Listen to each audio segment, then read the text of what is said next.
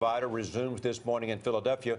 Dr. Kermit Gosnell is charged with killing a female patient and 7 babies. His name may not be familiar to you, and that makes some abortion opponents angry. This case has suddenly blown up into a political firestorm. Jan Crawford is in Washington. Jan, good morning.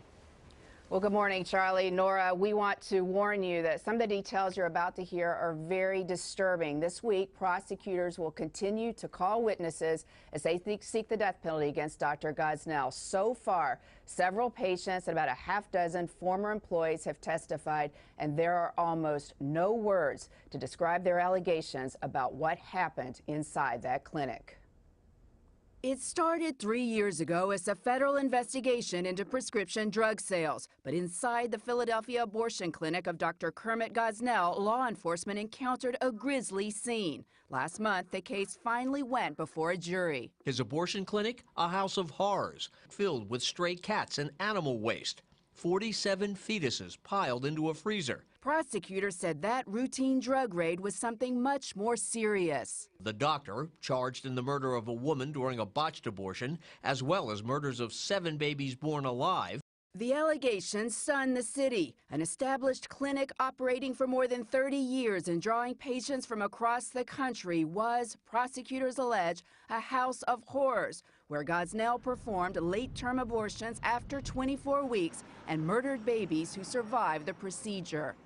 The conditions inside the clinic, graphically detailed in the grand jury report, were squalid. Unsterilized equipment that infected women with venereal disease and untrained workers performing procedures and sedating patients. The grand jury went to the scene wearing hazmat suits.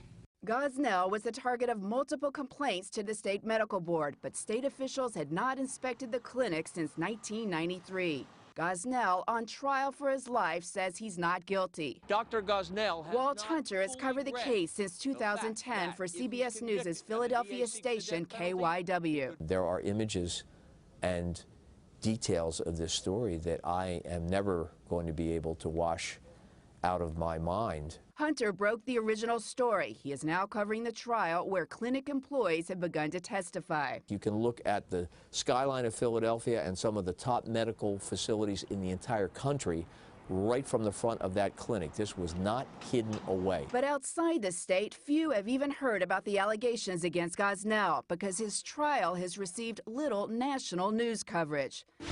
CBS News reported on the story at the time it broke in 2011. Just last week, a column in USA Today accused the media of ignoring the story because what it called a bias in favor of abortion rights.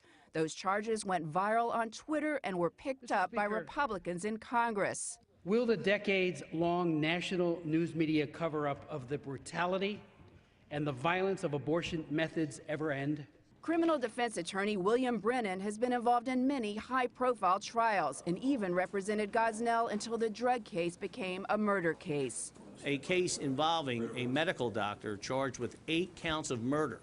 It would seem to me that just that fact pattern would make national news.